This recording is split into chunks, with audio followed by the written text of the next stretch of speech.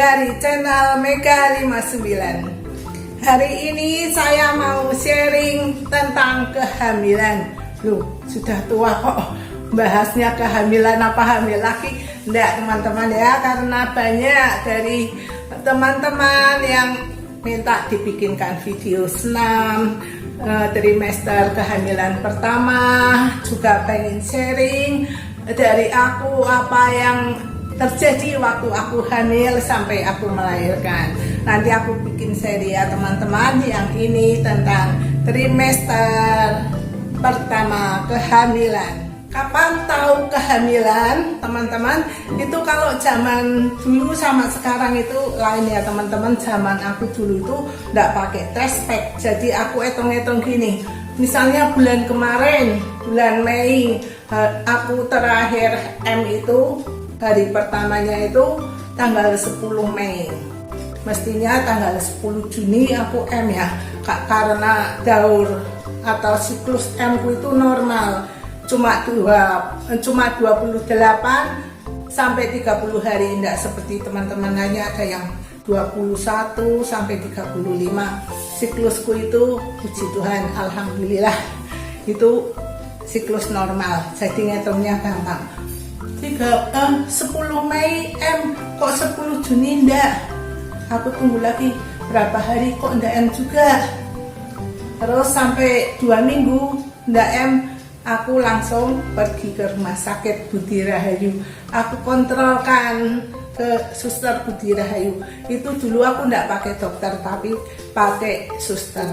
Nanti di sana kan ada pemeriksaan ya, ada periksa darah, ada periksa kencing, itu nanti komplit permintaannya sana. Apa kalau sudah tahu kita hamil, lalu kita diberitahu apa yang harusnya dilakukan, apa yang tidak boleh dilakukan, apa yang boleh dimakan, apa yang tidak boleh dimakan, terus dikasih vitamin.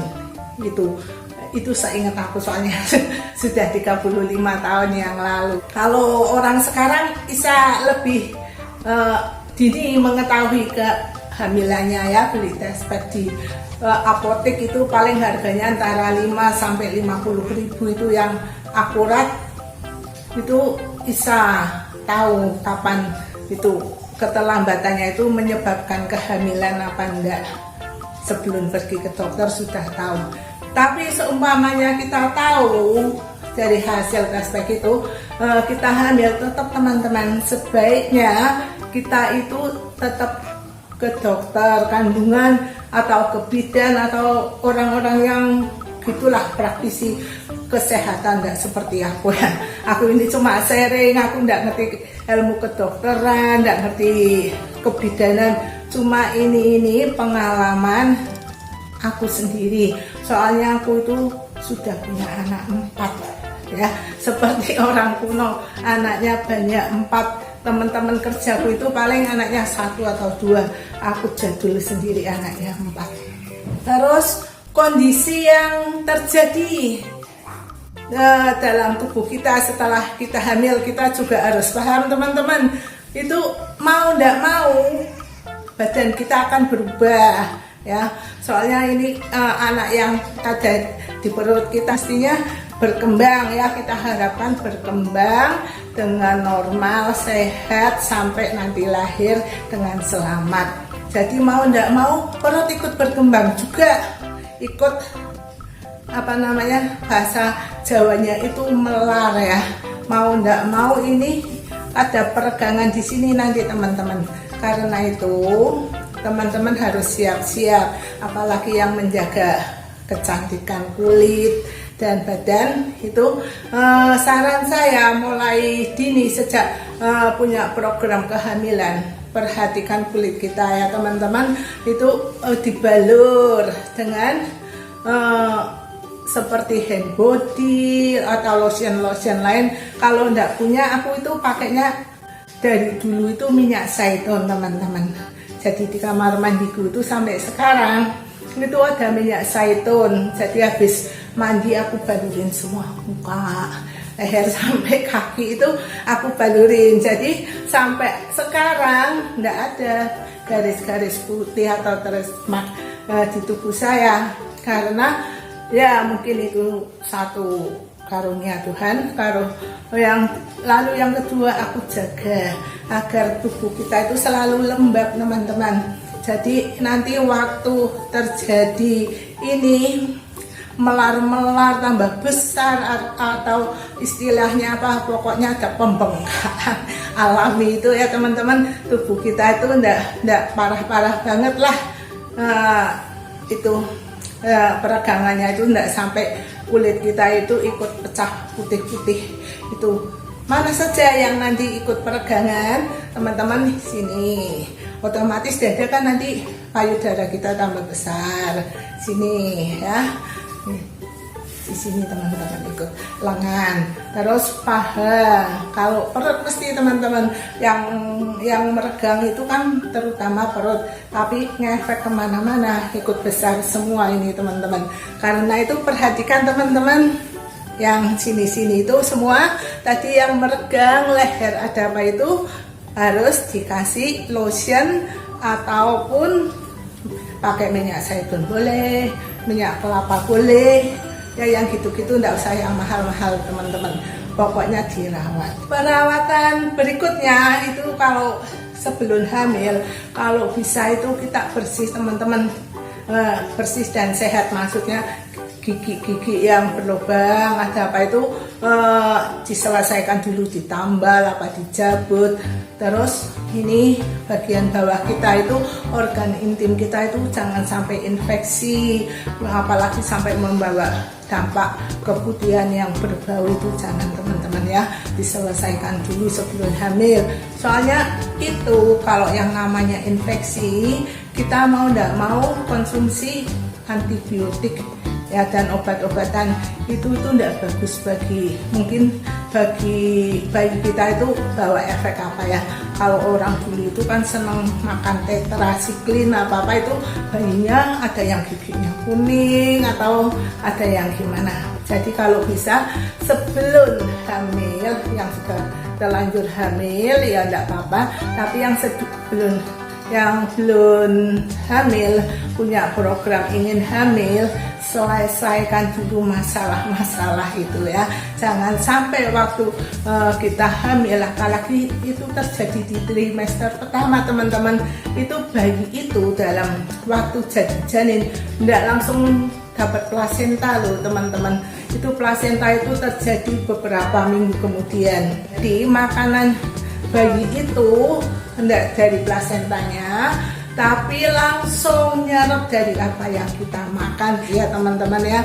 Jangan sampai nanti makan yang pedes-pedes sampai akhirnya perutnya sakit, atau sampai kena tipes atau apa, berurusan dengan obat-obatan. Kasihan anak yang di dalam perut. Terus berikutnya teman-teman, itu ada orang-orang yang hamil itu terus kepikiran, aduh harus olahraga nih, apalagi disuruh dokternya atau bidannya suruh olahraga, terus jalan-jalan ya. Biasa jalan pagi kan ada itu orang hamil ya, jalan-jalan pagi. Ada loh yang nggak pakai alas kaki, itu bahaya teman-teman. Itu kalau kita nginjek kaca atau benda-benda lain yang melukai kaki kita berurusan juga dengan obat, ngefek lagi ke sini teman-teman. Jadi pakai logika sedikit ya, kita mengerjakan apa aja, ingat jangan sampai membawa dampak negatif ke perut, ke anak kita. Terus teman-teman, itu ada yang minta dibikinin dong video senam. Kan dulu aku di perumahan itu 30 berapa tahun yang lalu lah, puluhan tahun yang lalu ya, memang aku punya sanggar senam. Kalau sekarang nggak, sudah tua ya teman-teman, jadi aku senam sendiri. Aku punya sanggar senam itu lah, itu teman-teman saya, aku itu yang sekarang orang-orang nuntut itu pengen seperti aku. Aku itu hamil dari pertama sampai mau melahirkan itu aku tenang-tenang aja jadi guru senam di rumahku. Nah, teman-teman, aku ngajar senam BL, aerobik, loncat-loncat atau aerobik yang low impact, aku ngajar semua sendiri teman-teman. Kecuali kalau kondisi aku sakit, aku minta tolong adik iparku gantikan. Tapi itu sepanjang aku sehat, aku ngerjakan sendiri. Heyo, enggak ada masalah. Anak-anakku lahir semua itu sehat, energik, dan optimis. Nanti lihat ya di foto-foto aku yang aku sertakan nanti di video ini.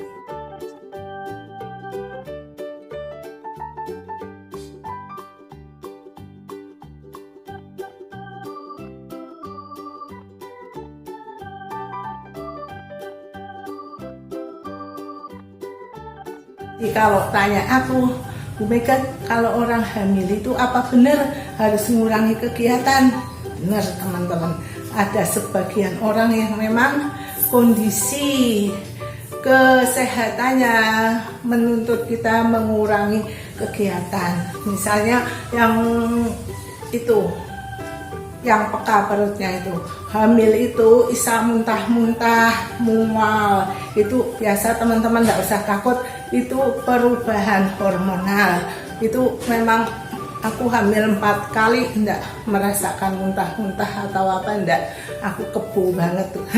enggak merasa yang gitu-gitu itu enggak. Itu perubahan hormonal biasa teman-teman, enggak usah panik ya.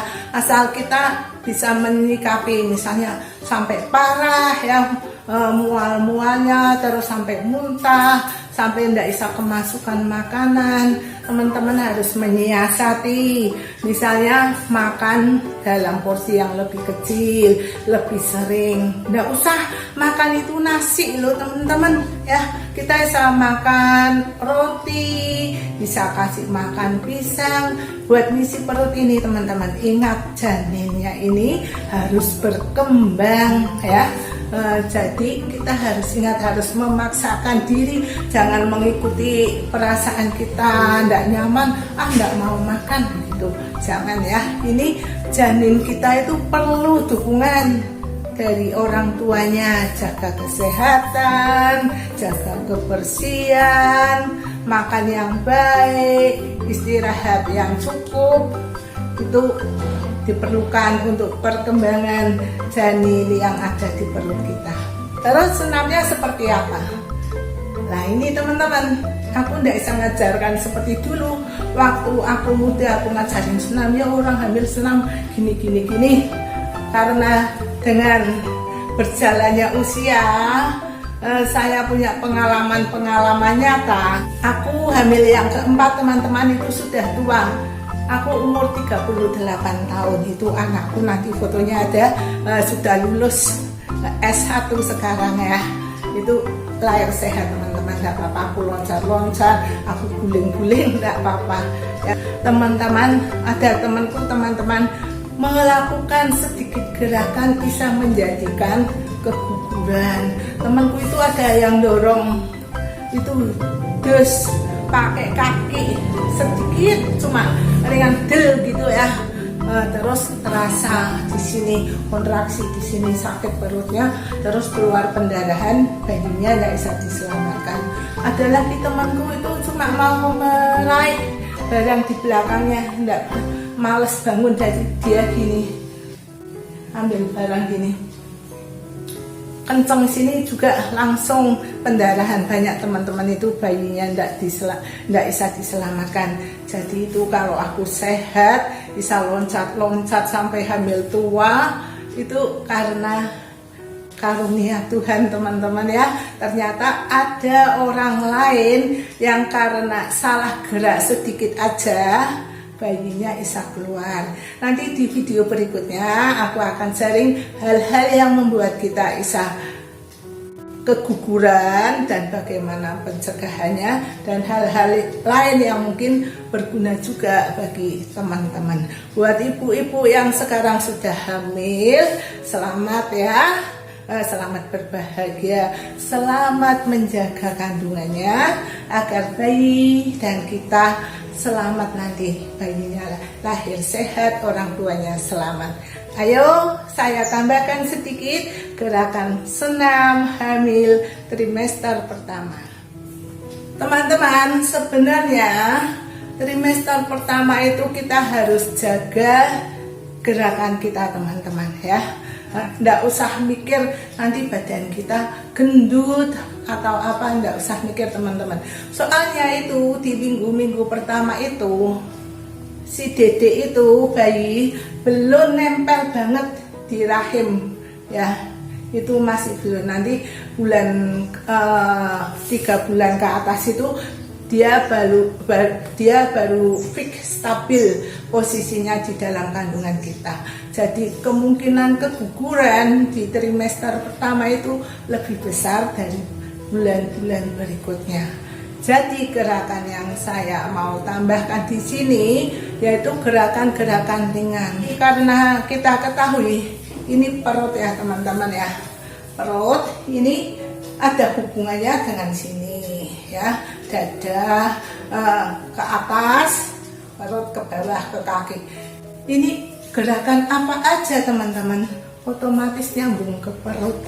Jadi nanti kalau teman-teman senam, perhatikan perutnya itu jangan sampai terkontraksi ya.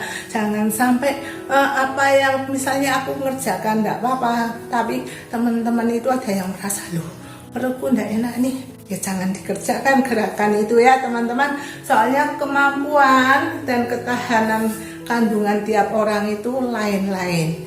Ayo kita senam sederhana. Yang pertama harus dikerjakan itu teman-teman latihan pernapasan. Napas biasa aja, nggak usah harus teori masuk dari hidung keluar dari hidung lagi ya.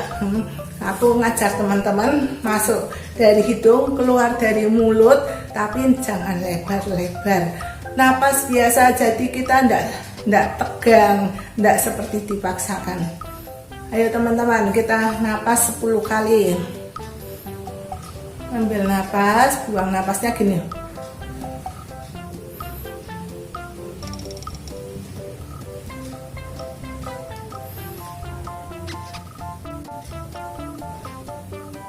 Kalau tidak nyaman, berhenti teman-teman, jangan dipaksakan.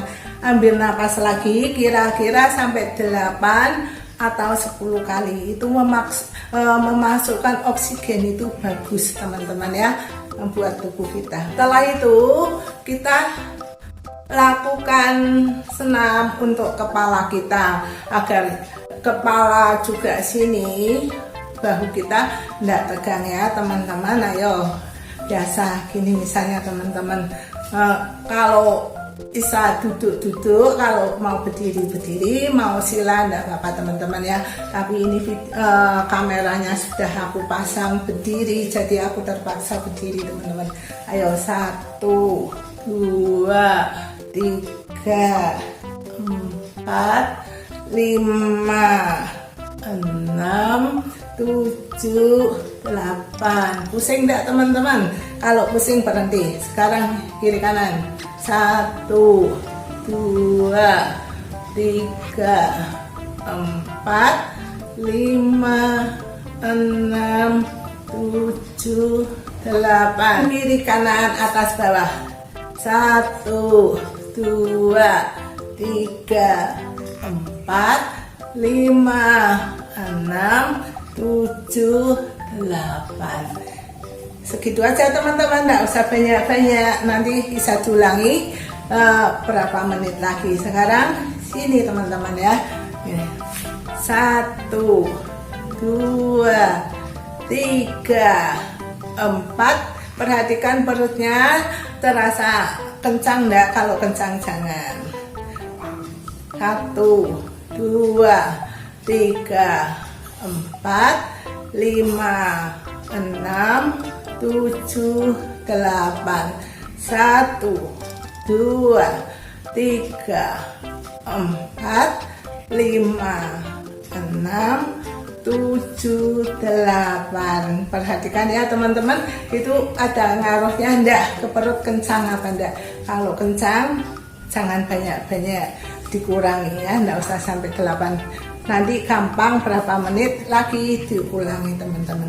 Sekarang apalagi teman-teman yang harus diperhatikan, ini harus kencang nanti teman-teman. Kan payudara kita itu nanti mau tidak mau harus membesar ya teman-teman.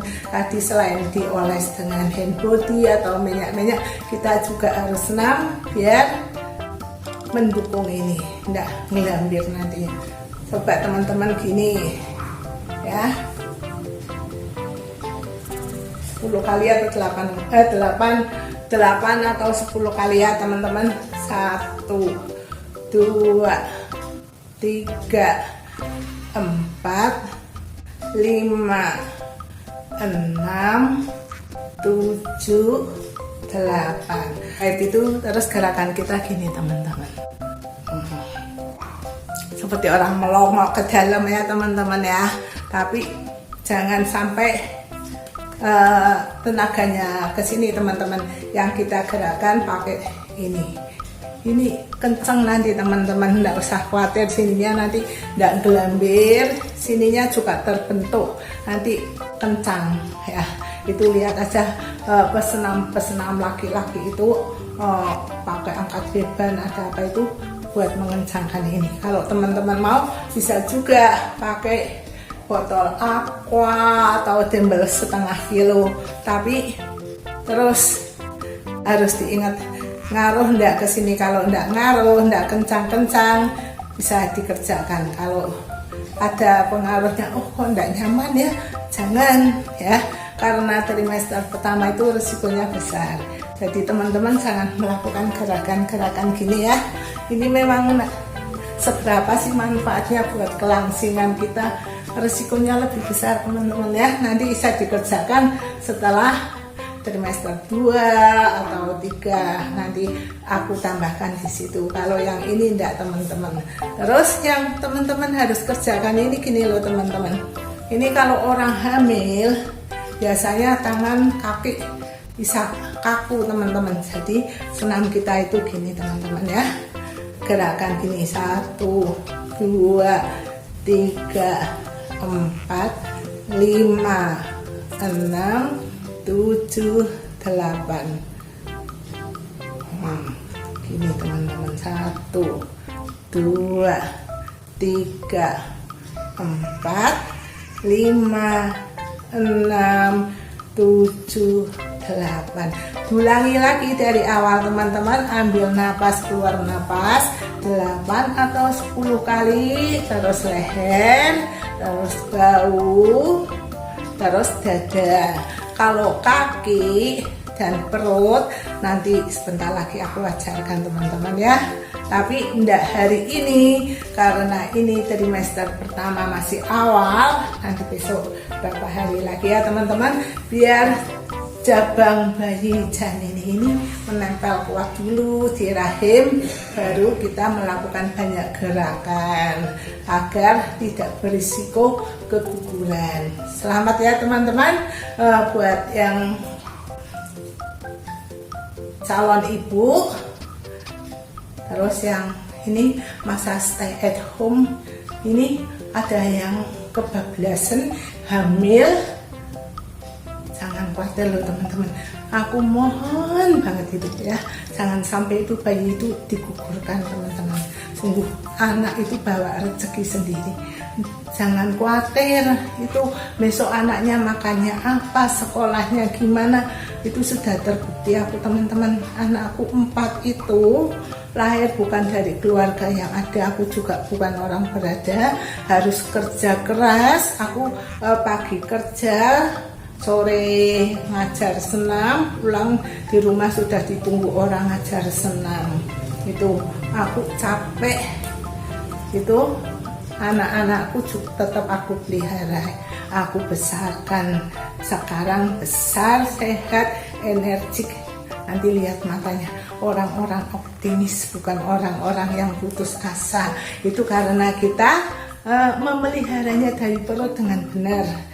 Kita beri kasih sayang, kita bantu doa tiap hari teman-teman ya, bukan hanya bantu vitamin atau apa, yang jelas kita harus bantu doa. Ini selama dalam kandungan biar bertumbuh dengan sehat dan normal, dan kalau besar nanti jadi anak yang baik. Demikian teman-teman sharing saya hari ini. Nanti tunggu sharing-sharing saya berikutnya. mesti ada tambahan senam hamil trimester pertama, kedua, dan ketiga. Dadah. Jangan lupa di subscribe agar dapat video-video selanjutnya.